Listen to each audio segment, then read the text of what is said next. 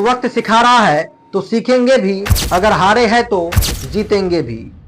आंखों में नींद बहुत है मेरे दोस्त, पर सोना नहीं है। यही पल है कुछ करने का, इस पल को खोना नहीं है। जय हिंद मेरे दोस्त, मैं सौरभ स्टडी सेंटर के इस अमेजिंग प्लेटफॉर्म पर आप लोगों को हमेशा कुछ न कुछ बेहतरीन और शानदार और जबरदस्त स्टाइल में और शुद्ध देहाती स्टाइल में सिखाने का प्रयास करता हूं। इससे पहले आप लोगों के जानकारी के लिए मैं बता दूं, इससे पहले हम क्लास 9th के फिजिक्स का चैप्टर 1 पूरी तरह से कंप्लीट कर चुके हैं। आज के इस वीडियो में हम बताने वाले आप लोगों को क्लास 9th के फिजिक्स का चैप्टर 2, जिसका नाम है गति। आपकी जानकारी के लिए मैं बता दूं कि फिजिक्स का अलग अलग ब्रांच होता है। जैसे अब हम लोग जो है प्रकाश के बारे में पढ़ते हैं तो वो ऑप्टिक्स के अंतर्गत आ जाता है। उसी प्रकार से फिजिक्स का एक ब्रांच होता है जिसको हम लोग कहते हैं मेरे दोस्त मैकेनिक्स। और मैकेनिक्स में गति के बारे में पढ़ना है, मोशन के बारे में पढ़ना है। मैकेनिक्स के बारे में मैं आप लोगों को थोड़ा बहुत बता दूं कि किसी भी वस्तु के गति के बारे में जो हम लोग अध्ययन करते हैं वो मैकेनिक्स के अंतर्गत करते हैं। आज के इस वीडियो में आपका भाई बताने वाला है मैकेनिक्स के बारे में, मैकेनिक्स के अलग अलग पार्ट के बारे में। और इस वीडियो में हम बताएंगे आप लोगों को गति के बारे में, गति के प्रकार के बारे में, यानी कि मोशन के बारे में बताएंगे और मोशन के टाइप्स के बारे में बताएंगे। तो बने रहिए वीडियो के आगे इसी प्रकार से। हाँ तो मेरे दोस्त, चलिए आज की क्लास को शुरू करते हैं। तो देखिए, अगर आप कॉपी पेन लेकर के बैठे हैं तो सबसे पहले हेडिंग में लगाइए चैप्टर 2। इस प्रकार से हेडिंग में लगा लीजिए चैप्टर 2। और हम लोग बात करने वाले हैं फिजिक्स के बारे में मेरे दोस्त। हेडिंग में लगाइए चैप्टर 2 और फिजिक्स के बारे में आज के इस वीडियो में बात करेंगे। अब देखिए, चैप्टर का नाम है यहां पर गति। चैप्टर का नाम है गति मेरे दोस्त, जिसको अंग्रेजी में कहेंगे मोशन। और आज की इस वीडियो में गति के बारे में पूरे डिटेल से चर्चा करेंगे मेरे दोस्त। फिजिक्स का अलग अलग ब्रांच होता है, जिसमें एक होता है मैकेनिक्स, जिसको हिंदी में कहते हैं यांत्रिकी। तो सबसे पहले थोड़ा बहुत हम लोग जान लेते हैं कि गति का जो अध्ययन किया जाता है फिजिक्स के किस ब्रांच के अंतर्गत, तो वो होता है मैकेनिक्स। मैकेनिक्स होता है फिजिक्स का एक ब्रांच जिसके अंतर्गत किसी भी वस्तु के गति के बारे में अध्ययन किया जाता है। तो आपको मोशन से पहले थोड़ा बहुत मैकेनिक्स के बारे में जानकारी ले लेना चाहिए, क्योंकि यह काफी ज्यादा जरूरी है। तो चलिए हेडिंग में लगाइए मैकेनिक्स। आपको हेडिंग में लगा लेना है मैकेनिक्स। इसको मेरे दोस्त हिंदी में कहते हैं यांत्रिकी। थोड़ा बहुत जान लीजिए मैकेनिक्स के बारे में, यानी कि यांत्रिकी के बारे में। तो फिजिक्स का अलग अलग ब्रांच होता है। देखिए यहाँ पर थोड़ा बहुत मैं आपको समझा देता हूं। अगर आपको लाइट के बारे में पढ़ना है, अगर मान लीजिए कि आपको लाइट के बारे में पढ़ना है, तो यह जो है ऑप्टिक्स के अंतर्गत आपको पढ़ना होता है। फिजिक्स का एक ब्रांच होता है ऑप्टिक्स। अगर मान लीजिए आपको करंट के बारे में पढ़ना है, तो करंट के लिए फिजिक्स का एक और ब्रांच होता है इलेक्ट्रोसिटी, जिसके अंतर्गत आपको जो है करंट के बारे में पढ़ना होता है। आज की इस वीडियो में हम बात करेंगे गति, यानी कि मोशन, जो मैकेनिक्स के अंतर्गत आ जाता है, यानी कि यांत्रिकी के अंतर्गत आ जाता है।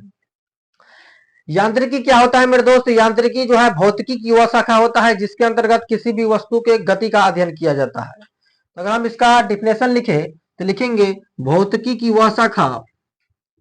इस तरह से आपको लिखना है कि भौतिकी की वह शाखा, भौतिकी की वह शाखा जिसके अंतर्गत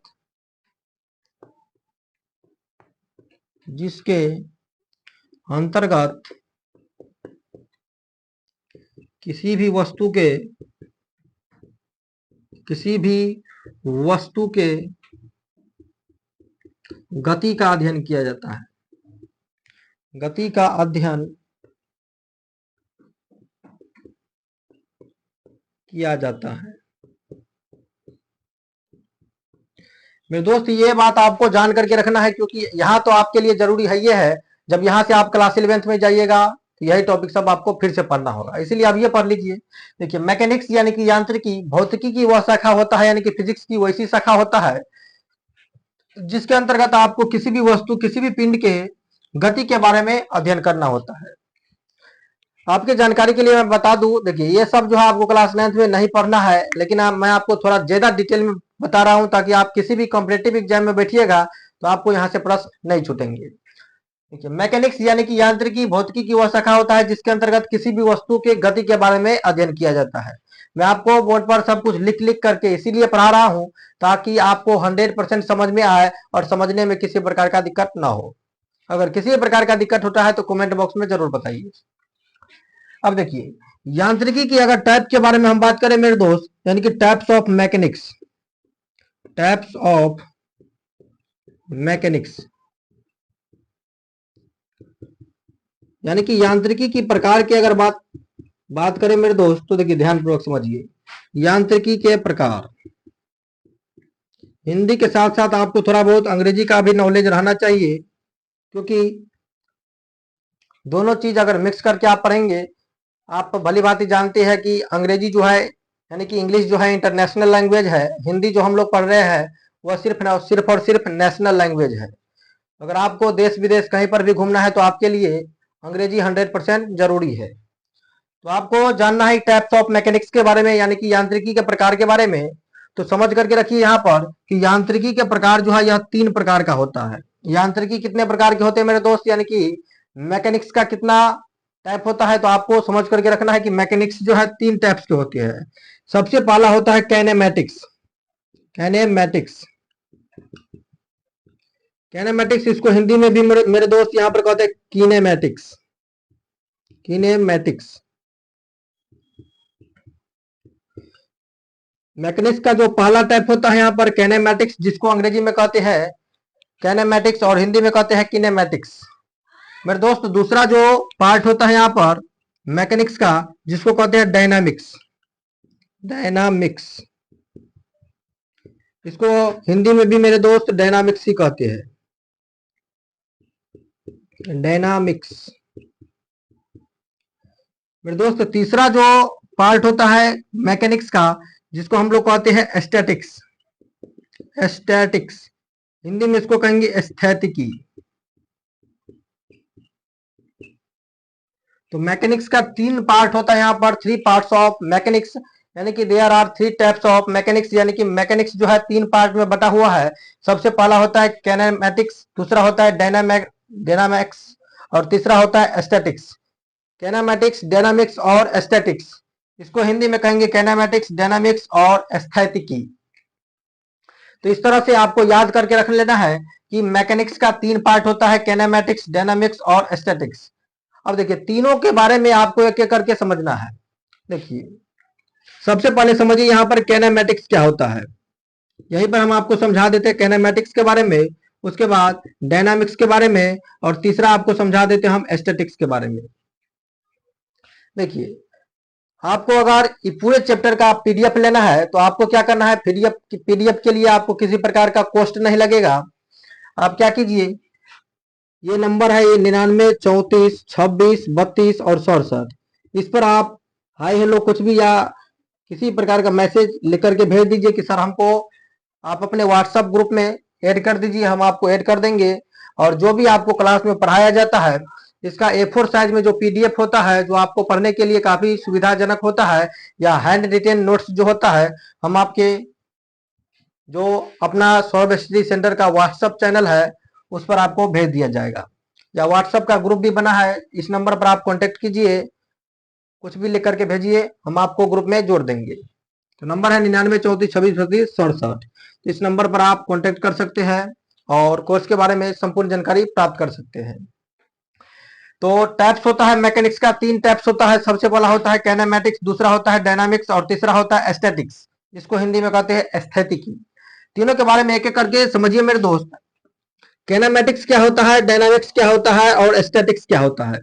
देखिए मैकेनिक्स का जो 3 पार्ट होता है, पहला कैनेमैटिक्स, दूसरा डायनामिक्स और तीसरा जो है स्टैटिक्स, यानी कि कैनेमैटिक्स, डायनामिक्स और स्थैतिकी। इन तीनों के अंतर्गत सबसे पहला पार्ट जो है कैनेमैटिक्स, इसके अंतर्गत हम अगर किसी वस्तु के गति के बारे में अध्ययन करेंगे तो उसका कारण हमको पता नहीं होगा कि आखिरकार हम इसका अध्ययन क्यों कर रहे हैं। यानी बिना कारण के, यानी कि बिना कारण जाने किसी वस्तु के गति के बारे में अगर अध्ययन करेंगे तो वह कैनेमैटिक्स के अंतर्गत।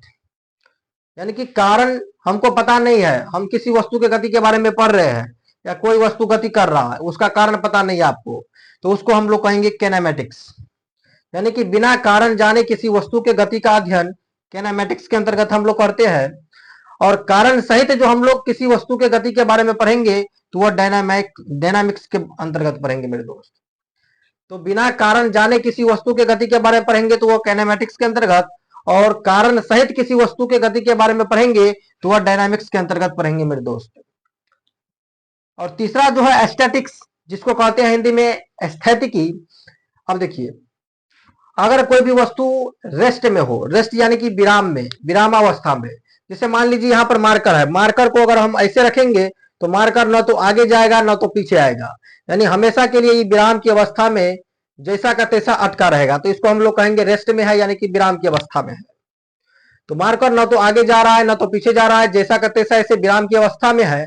अगर कोई वस्तु विराम की अवस्था में हो और तब उसके गति के बारे में जो हम लोग अध्ययन करेंगे, यानी विरामावस्था में अगर किसी वस्तु के गति के बारे में हम अध्ययन करेंगे तो वो एस्थेटिक्स यानी कि एस्थेटिकी के अंतर्गत करेंगे। ये बात आपको समझ करके रखना है। मैंने आपको क्या बताया, एक बार फिर हम रिपीट कर देते हैं। सबसे पहला है कैनेमेटिक्स। अगर आप किसी वस्तु के गति का अध्ययन कर रहे हैं लेकिन उसका कारण आपको पता नहीं है, यानी बिना कारण जाने किसी वस्तु के गति के बारे में अध्ययन कैनेमेटिक्स के अंतर्गत करेंगे। और कारण सहित किसी वस्तु के गति के बारे में अध्ययन हम लोग डायनामिक्स के अंतर्गत करेंगे। एस्थेटिक्स के अंतर्गत क्या होता है, कोई भी वस्तु अगर विरामावस्था में, जैसे मान लीजिए मार्कर यहाँ पर विरामावस्था में है, जैसा का तैसा पड़ा हुआ है, समय के सापेक्ष जो है या अपने स्थिति में किसी प्रकार का बदलाव नहीं करेगा, इसको कहेंगे हम लोग मेरे दोस्त विरामावस्था। तो विरामावस्था में किसी भी वस्तु के गति के बारे में जो हम लोग अध्ययन करते हैं वो करते हैं एस्थेटिक्स यानी कि एस्थेटिकी के अंतर्गत।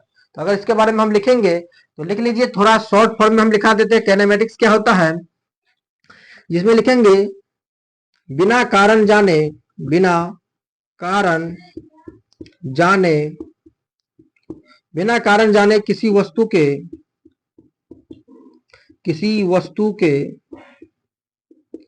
गति का अध्ययन, यानी बिना कारण जाने किसी वस्तु के गति का जो हम लोग अध्ययन करेंगे वो काइनेमेटिक्स के अंतर्गत करेंगे मेरे दोस्त। दूसरा बात आपको समझ कर रखना है डायनामिक्स, यानी कि इसमें जो है हम लोग जब भी किसी वस्तु के गति के बारे में अध्ययन करेंगे तो उसका कारण हमको पता होगा, यानी कि कारण सहित, इसमें लिखेंगे कारण सहित किसी वस्तु के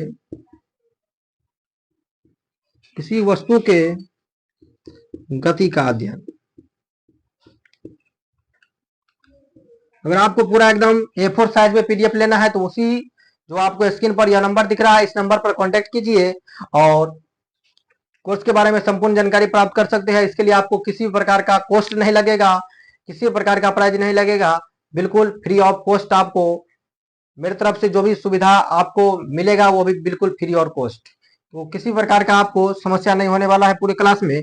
कैनेमेटिक्स यानी कि बिना कारण जाने किसी वस्तु का गति का अध्ययन करेंगे तो कैनेमेटिक्स। डायनामिक्स यानी कि कारण सहित, यानी कि हम जो भी अध्ययन कर रहे हैं गति के बारे में उसका कारण हमको पता होगा, तो उसमें जो है कारण सहित किसी वस्तु के गति का अध्ययन करेंगे तो हम लोग करेंगे डायनामिक्स के अंतर्गत। एस्थेटिक्स में यानी कि विरामावस्था में, यहाँ पर लिखेंगे विरामावस्था, विरामावस्था में किसी वस्तु के गति का अध्ययन, गति का अध्ययन। तो विरामावस्था में अगर किसी वस्तु के गति का अध्ययन करेंगे मेरे भाई तो वह जो है एस्थेटिक्स यानी कि एस्थेटिकी के अंतर्गत आपको पढ़ना होगा। तो यही था मैकेनिक्स के बारे में थोड़ा बहुत जानकारी मैं आपको देना चाहा, जो आपको थोड़ा एडवांस लेवल तक मैं ले गया यहाँ पर। आगे जाकर के पढ़ना है लेकिन आप अभी से जान लीजिएगा तो आपको आगे जाकर के किसी प्रकार का समस्या ना होगा, और आप किसी भी कॉम्पिटेटिव एग्जाम में बैठिएगा तो आपको किसी प्रकार का दिक्कत नहीं होगा। एक बार मैं फिर से आपको रिपीट कर देता हूं। देखिए, फिजिक्स का अलग अलग ब्रांच होता है, जिसमें से एक ब्रांच है मैकेनिक्स। मैकेनिक्स जो है जिसके अंतर्गत हम लोग किसी भी वस्तु के गति के बारे में पढ़ते हैं। दूसरा बात आपको जान करके रखना है, मैकेनिक्स का जो है 3 टाइप होता है, यानी कि मैकेनिक्स 3 प्रकार की होती है। पहला होता है कैनेमेटिक्स, दूसरा होता है डायनामिक्स और तीसरा होता है एस्थेटिक्स। कैनेमेटिक्स के बारे में जब भी हम लोग जानेंगे तो उसमें हमको कारण नहीं पता होगा, यानी किसी भी वस्तु के गति का अध्ययन जो हम लोग करेंगे तो उसमें हमको कारण पता ही नहीं होगा, यानी बिना कारण जाने किसी वस्तु के गति के बारे में पढ़ेंगे तो वह कैनेमेटिक्स के अंतर्गत, कारण सहित किसी वस्तु के गति के बारे में पढ़ेंगे तो वह डायनामिक्स के अंतर्गत, और स्टैटिक्स क्या होता है, अगर कोई वस्तु रेस्ट में है यानी कि विरामावस्था में, तब उस चीज के गति के बारे में हम लोग अगर पढ़ेंगे तो वह स्टैटिक्स के अंतर्गत। अब उसके बाद अगर आपको जानना है तो ध्यानपूर्वक समझिए। देखिए यहां पर है विरामावस्था। अब आपको लगता होगा कि विरामावस्था क्या होता है। तो देखिए गति जो हम लोग करते हैं तो एक होता है रेस्ट की स्थिति और दूसरा होता है गति की स्थिति। तो आज के इस वीडियो में हम पूरी वीडियो में बताने वाले हैं आपको गति के बारे में। तो थोड़ा बहुत जान लीजिए विराम का, आखिरकार विराम अर्थात रेस्ट क्या होता है। तो हेडिंग में आपको लगा लेना है विराम। विराम जिसको हम लोग कहेंगे रेस्ट। आखिरकार विराम क्या होता है, इसको विरामावस्था भी आप पढ़ सकते हैं। तो आखिरकार विराम क्या होता है, देखिए मेरे दोस्त, अगर कोई वस्तु जो है, मान लीजिए यहां पर कोई वस्तु है, वस्तु को हम यहां पर रख दिए हैं, किसी पॉइंट पर हम इस वस्तु को रख दिए हैं, इस पॉइंट पर। अब इस पॉइंट पर वस्तु को अगर हम रख दिए हैं तो वस्तु न तो इधर की ओर गति कर रहा है न तो इधर की ओर गति कर रहा है, यानी वस्तु एक स्थान पर जैसा का तैसा पड़ा हुआ है, तब हम इस वस्तु को कहेंगे कि यह वस्तु जो है विराम में है। अब ये मैंने आपको क्या बताया कि मार्कर को अगर हम यहां पर रख दिए हैं तो मार्कर न तो आगे जा रहा है न तो पीछे आ रहा है, जैसा का तैसा वह पड़ा हुआ है, यानी यह रेस्ट की स्थिति में है, यानी कि विराम की स्थिति में है। तो इसे हम लोग कहेंगे यह जो है मार्कर जो है विरामावस्था में है, यानी कि रेस्ट में है।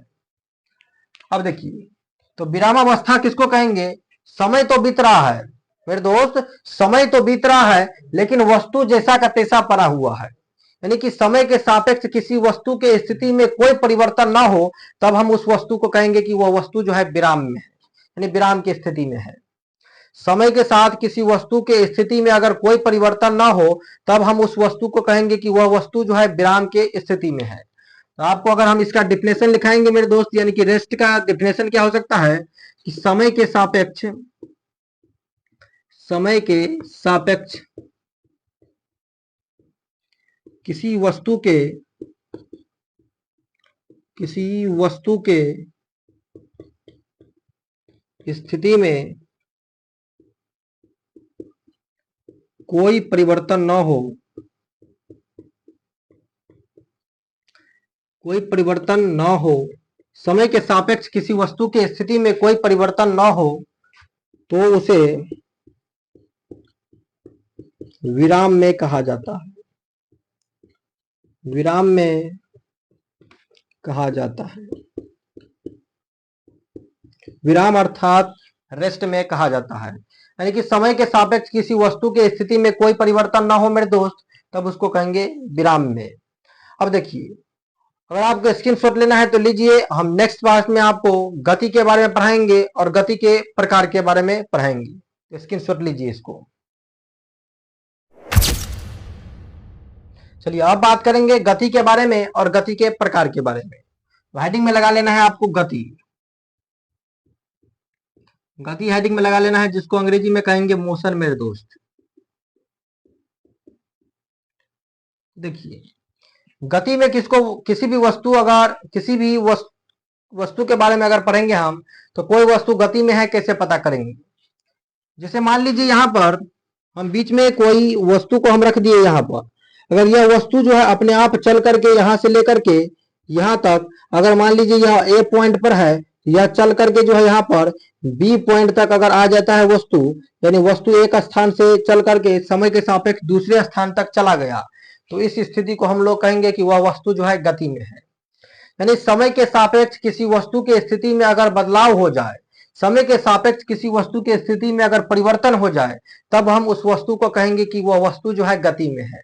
यानी समय के सापेक्ष किसी वस्तु की स्थिति में परिवर्तन को ही हम लोग गति कहते हैं, या समय के सापेक्ष किसी वस्तु की स्थिति में परिवर्तन अगर हो जाए तब हम उस वस्तु को गति में कहेंगे मेरे दोस्त।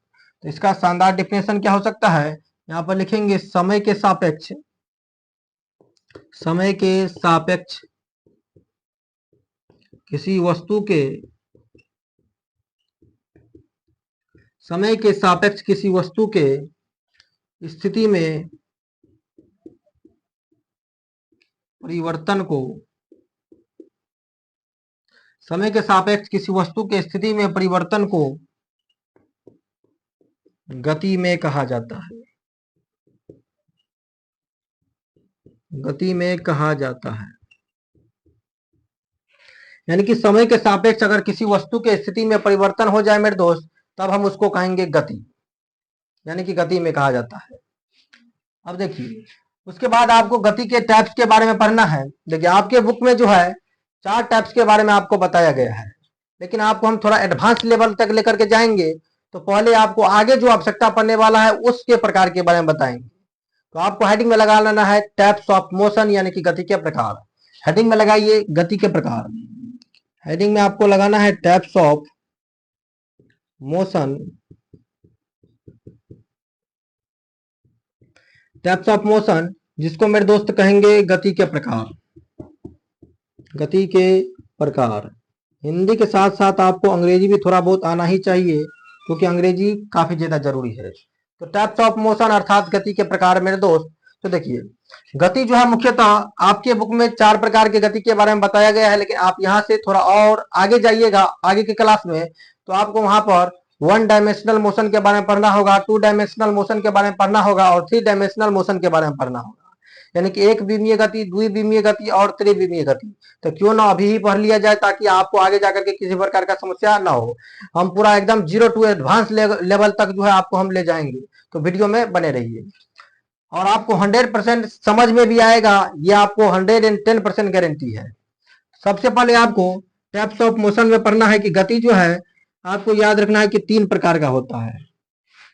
सबसे पहला गति जो होता है, जिसको हम लोग कहते हैं एक विमीय गति, एक विमीय गति। मेरे दोस्त, इसको अंग्रेजी में कहेंगे 1 डायमेंशनल मोशन या मोशन ऑफ या मोशन इन या मोशन इन 1 डायमेंशन।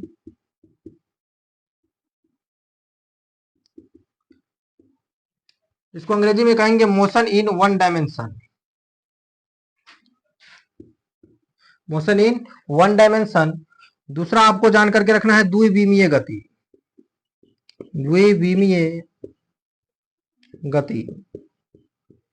मेरे दोस्त, इसको कहेंगे मोशन इन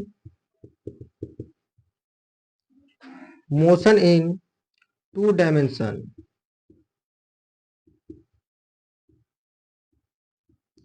इसको कहेंगे मेरे दोस्त मोशन इन 2 डायमेंशन। तीसरा आपको याद रखना है त्रिविमीय गति, त्रिविमीय गति। इसको कहेंगे motion in 3 dimension, motion in 3 dimension.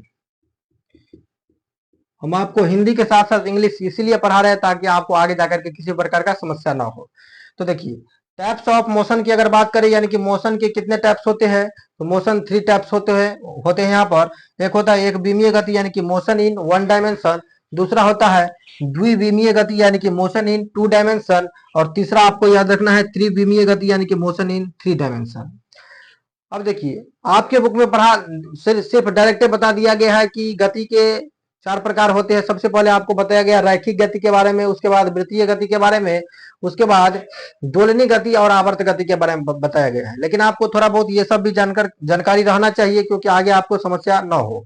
अब देखिए, सबसे पहले पढ़ना है 1, यानी कि 1 डायमेंशनल ऑफ मोशन के बारे में, यानी कि एक विमीय गति के बारे में। तो ध्यान पूर्वक समझिए। अभी तक आप लोग जो पढ़े थे निर्देशांक ज्यामिति के बारे में, आपको थोड़ा बहुत जानकारी होगा कि निर्देशांक ज्यामिति में हम लोग सिर्फ और सिर्फ एक्स अक्ष और वाई अक्ष के बारे में बात करते हैं। देखिए, वाई अक्ष किसको कहते थे? अगर मान लीजिए इस प्रकार का आकृति है, जो ऊर्ध्वाधर स्तंभ है, ऊर्ध्वाधर स्तंभ को जो है हम लोग वाई अक्ष कहते हैं, इसको हम लोग कहते हैं वाई अक्ष। अब देखिए, यहाँ पर जो रेखाखंड होता है इस प्रकार से, यानी कि क्षैतिज कतार जो होता है, इसको मेरे दोस्त कहते हैं एक्स अक्ष। लेकिन आपको यहाँ पर एक और अक्ष के बारे में पढ़ना होगा, जिसको हम लोग कहेंगे जेड अक्ष। अगर मान लीजिए यहां से हम इस प्रकार से इसको कर देंगे, तो इसको हम लोग कहेंगे जेड अक्ष। तो देखिए, 3 अक्ष के बारे में आपको पढ़ना होगा, क्योंकि आप लोग 3D पढ़ रहे हैं, 3 डायमेंशनल ऑफ मोशन तक आपको पढ़ना है। तो देखिए, यहाँ पर इधर से उधर की ओर, अगर इधर से उधर की ओर जाएंगे इसको कहेंगे एक्स अक्ष, ऊपर की ओर वाई अक्ष, और इधर आ जाएंगे तो इसको कहेंगे हम जेड अक्ष। हकीकत में ये वाला लाइन जो है ये इधर की ओर होता है, आगे की ओर, ऐसे जो मार्कर का नोक है, लेकिन आपको बोर्ड बोर्ड पर जो हम लिख करके आपको इधर की ओर तो नहीं निकाल सकते हैं, हकीकत में यह ऐसे खड़ा रहता है, यानी कि ऊपर में वाई, इधर एक्स और इधर जेड। देखिए समझ करके कैसे रखना है, ये बिंदु जो है ये आगे की ओर रहता है, हकीकत में 3D जो है आगे की ओर रहता है, ये ऊपर में जो है y रहता है और इधर की ओर x रहता है, और आगे की ओर जो है इसको हम लोग कहते हैं z एक्सिस, यानी 3 अक्ष के बारे में पढ़ना है। अब देखिए एक ही आकृति में अगर हम आपको समझाने का प्रयास करें, इसी आकृति में आपको समझा देते हैं, डायरेक्ट समझा देते हैं कि एक विमीय गति किसको कहेंगे, द्विविमीय और त्रिविमीय गति किसको कहेंगे। ध्यानपूर्वक समझिए। सबसे पहले जो है आपको एक विमीय गति के बारे में मैं बता देता हूं। मान लीजिए यहाँ पर कोई आकृति है इस प्रकार से, इसको मेरे दोस्त कहेंगे y, इसको कहेंगे x और यहाँ पर है z। अब देखिए ध्यानपूर्वक समझिए, यहाँ पर ये है y, ये है यहाँ पर x और ये है यहाँ पर z। यहाँ पर जो पॉइंट है यहाँ पर मान लीजिए कि 0।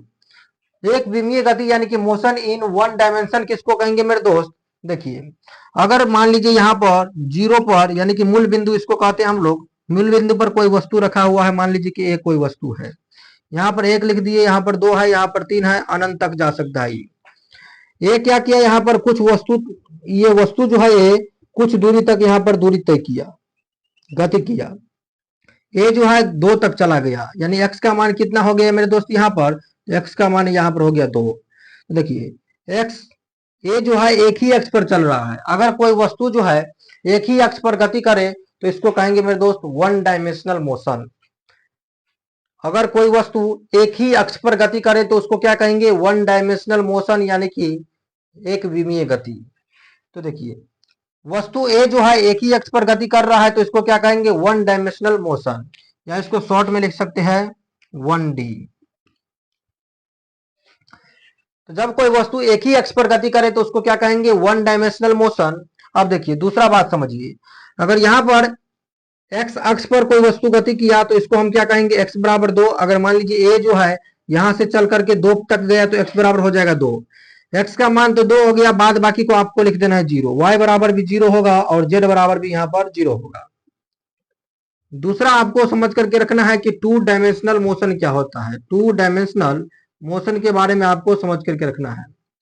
तो 2 डायमेंशनल मोशन के बारे में समझ करके रखना है, आखिरकार 2 डायमेंशनल मोशन क्या होता है। तो देखिए ये जो होता है आपका y अक्ष, ये होता है z अक्ष, और यहाँ पर ये होता है x अक्ष, और ये होता है आपका z अक्ष।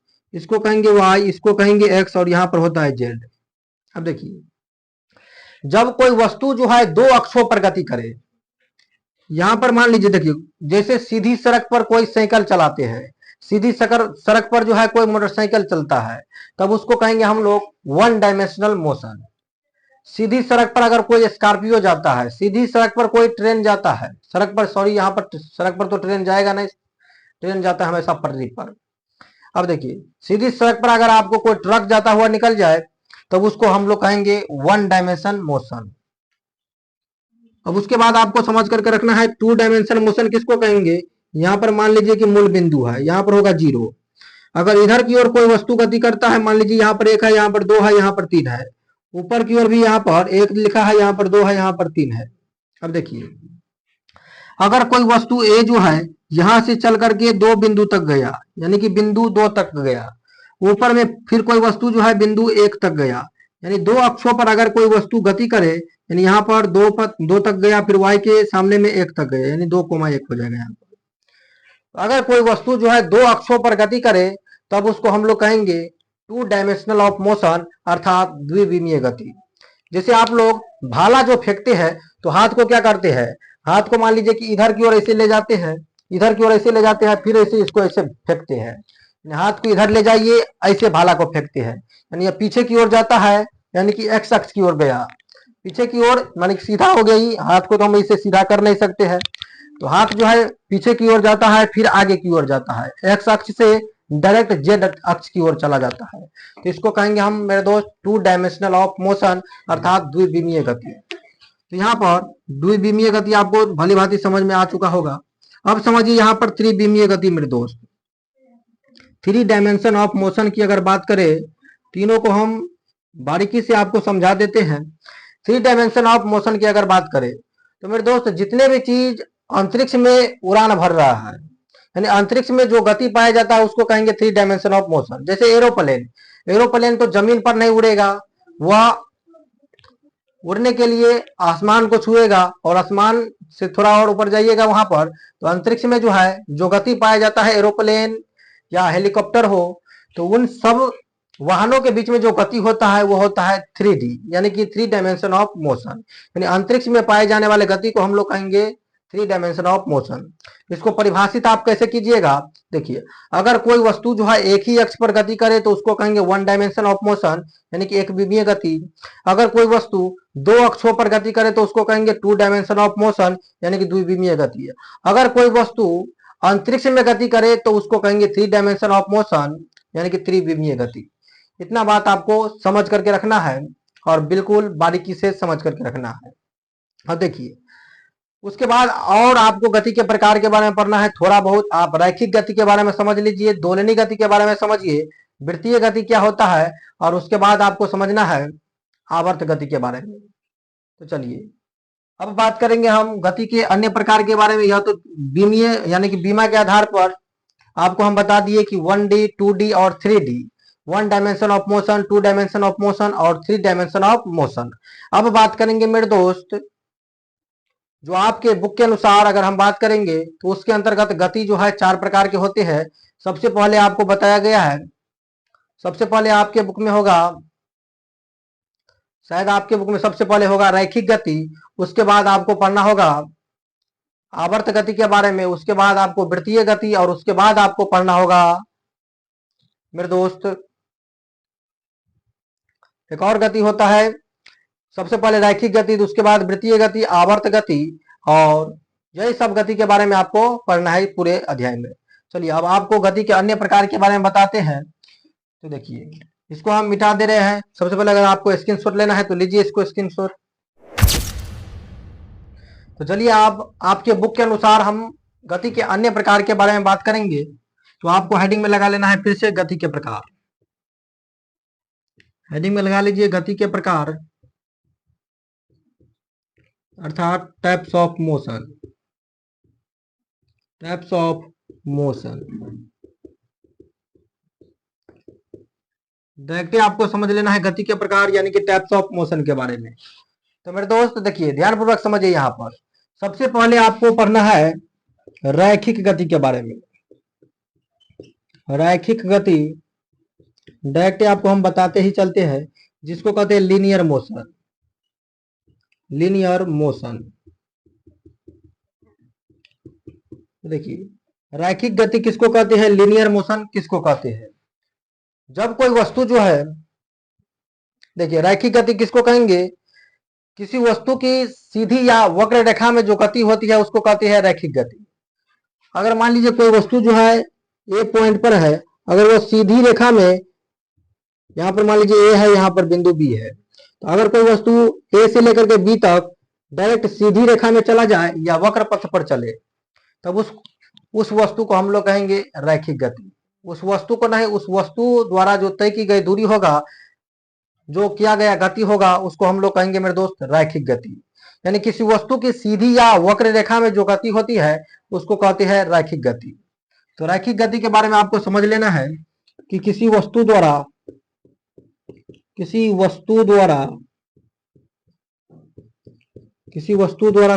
या वक्र पथ पर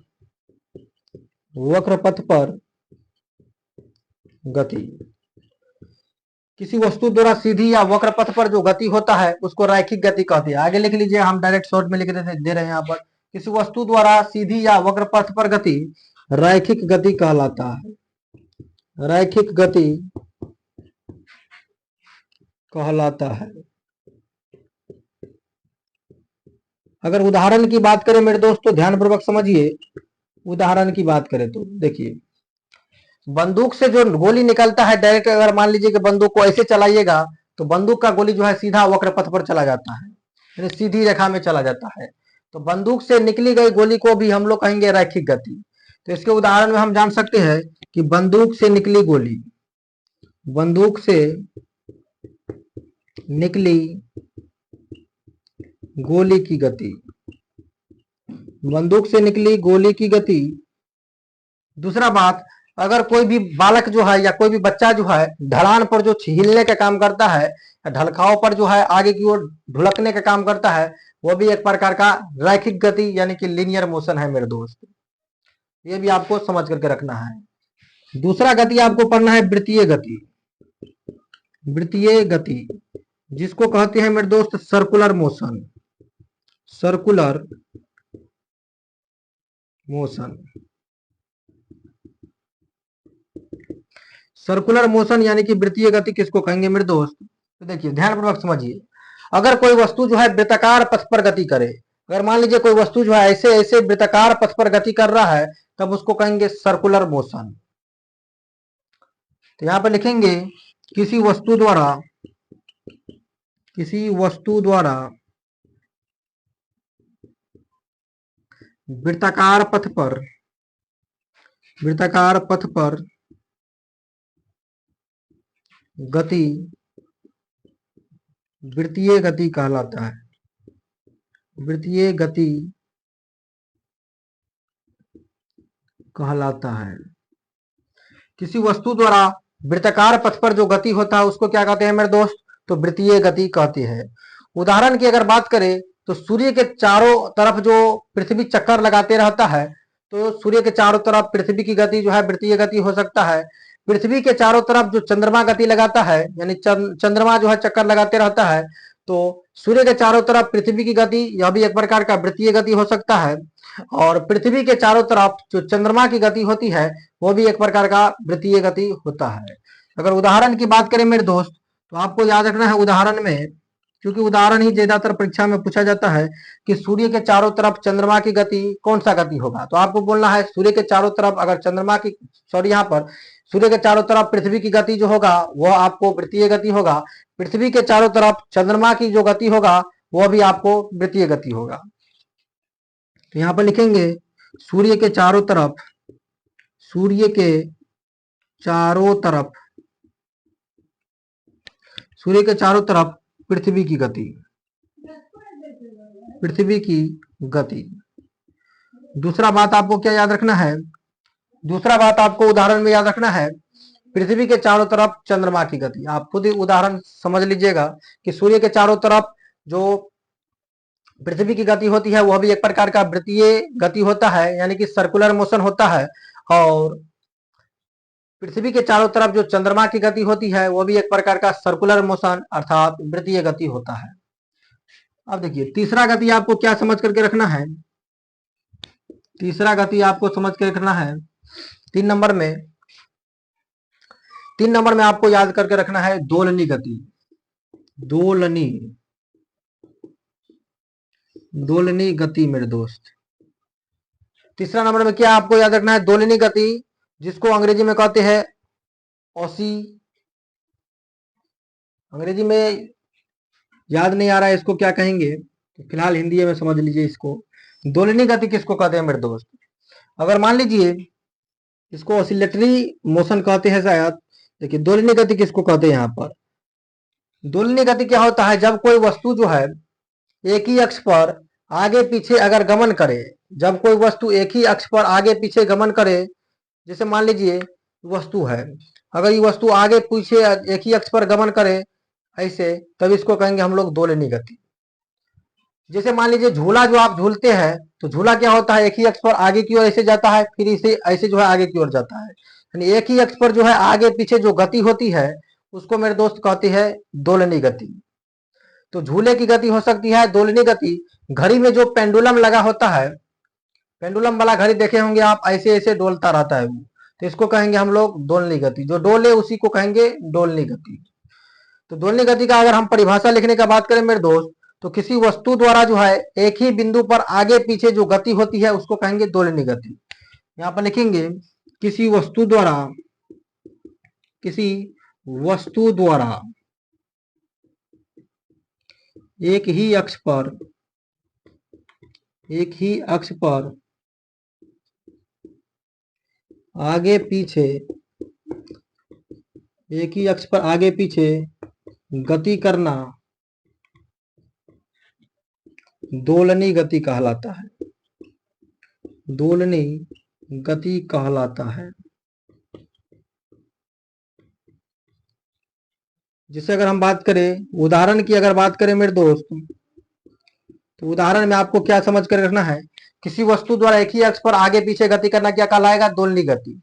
जैसे मान लीजिए यह वस्तु जो है आगे पीछे एक ही अक्ष पर ऐसे ऐसे गति कर रहा है, तो इसको क्या कहेंगे, दोलनी गति। हम एक शॉर्ट वीडियो के माध्यम से आपको गति जो हम आपको 4 प्रकार के अभी पढ़ा रहे हैं, सबसे पहले रैखिक गति, दूसरा यहाँ पर क्या था, वृत्तीय गति, तीसरा है आपके पास दोलनी गति, और चौथा आपको पढ़ाएंगे हम लोग आवर्त गति। तो देखिए, एक शॉर्ट वीडियो के माध्यम से हम एक ऐसा प्रैक्टिकल लेकर के आएंगे कि आपको 110% समझ में आ जाएगा कि आखिरकार क्या होता है रैखिक गति, क्या होता है वृत्तीय गति, क्या होता है दोलनी गति, और क्या होता है आवर्त गति। आपको 100% समझ में आ जाएगा। तो किसी वस्तु द्वारा एक ही अक्ष पर आगे पीछे गति करना दोलनी गति कहलाता है। जैसे घड़ी के पेंडुलम की गति, घड़ी के पेंडुलम की गति, घड़ी के पेंडुलम की गति आपको याद रखना है झूले की गति, झूले की गति। झूले की गति जो होता है एक ही अक्ष पर आगे की ओर ऐसे जाता है, फिर ऐसे आगे की ओर जाता है, यानी झूले की गति जो होता है वो भी एक प्रकार का दोलनी गति है। और सबसे लास्ट में आपको क्लास 9th में आपको इतना ही पढ़ना है। सबसे लास्ट में आपको पढ़ना है आवर्त गति के बारे में। यहाँ पर आपको पढ़ना है आवर्त गति। ध्यानपूर्वक समझिए, आवर्त गति किसको कहेंगे, जिसको कहते हैं periodic motion. Periodic motion, periodic motion.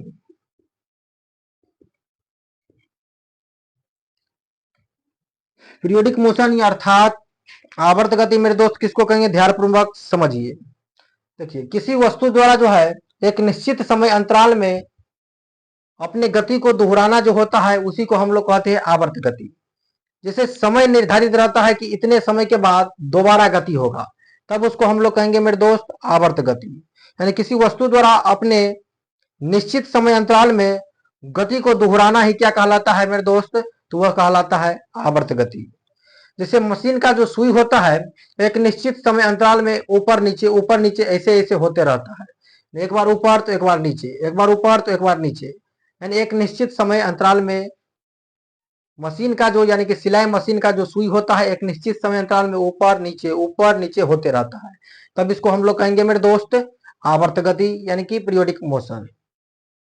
तो क्या लिख सकते हैं कि किसी वस्तु द्वारा अपनी गति को समय के निश्चित अंतराल में दोहराना।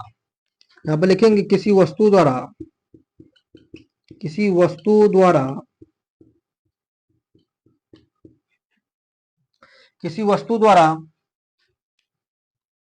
समय के निश्चित अंतराल में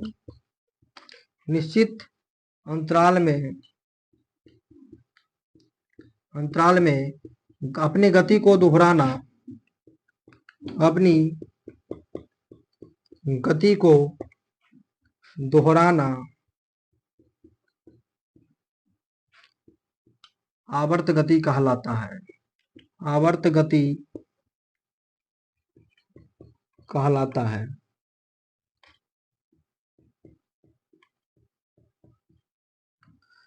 किसी वस्तु द्वारा समय के निश्चित अंतराल में अपने गति को दोहराना ही क्या कहलाता है मेरे दोस्त, तो उसको कहेंगे हम लोग आवर्त गति। और उदाहरण की बात करें मेरे दोस्त इसमें, तो उदाहरण क्या हो सकता है, मशीन के सुई की गति यानी कि सिलाई मशीन के सुई की गति। इसमें अगर बात करें उदाहरण की, तो सिलाई मशीन के सुई की गति।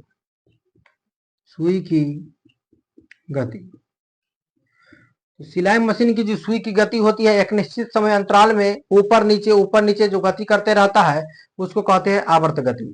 तो थोड़ा बहुत एक बार हम रिपीट कर देते हैं बातों को कि आखिरकार क्या होता है रैखिक गति। रैखिक गति किसको कहेंगे, गति का जो अन्य हम प्रकार बताए, एक बताए थे आपको 1 dimensional of motion, 2 dimension of motion और 3 डायमेंशन ऑफ मोशन।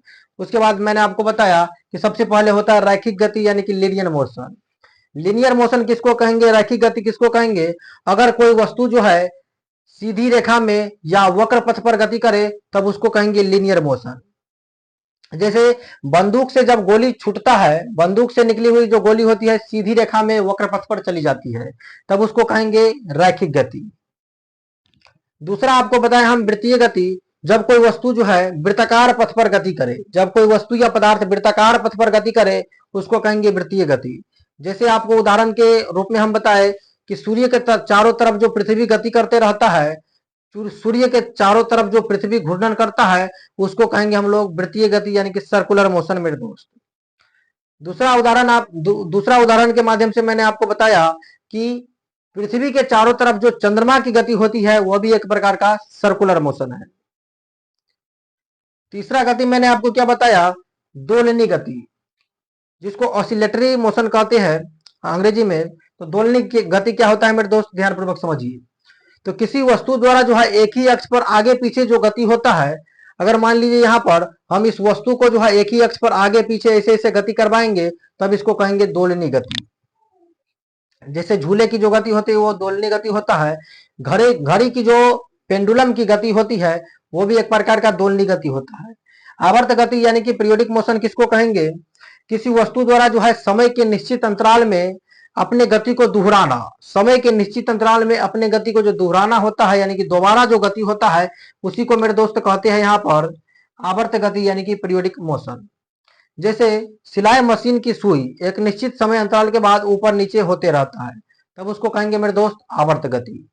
तो आज की इस वीडियो में क्लास को हम यहीं तक रहने देते हैं। नेक्स्ट वीडियो में मैं आपको सदिश राशि और अदिश राशि के बारे में बताऊंगा, यानी कि वेक्टर क्वांटिटी और स्केलर क्वांटिटी के बारे में। उसके बाद आपको दूरी और विस्थापन के बारे में बताया जाएगा और चाल और वेग के बारे में भी बताया जाएगा। तो चलिए आज की क्लास को यहीं पर हम समाप्त करते हैं। जय हिंद, जय भारत।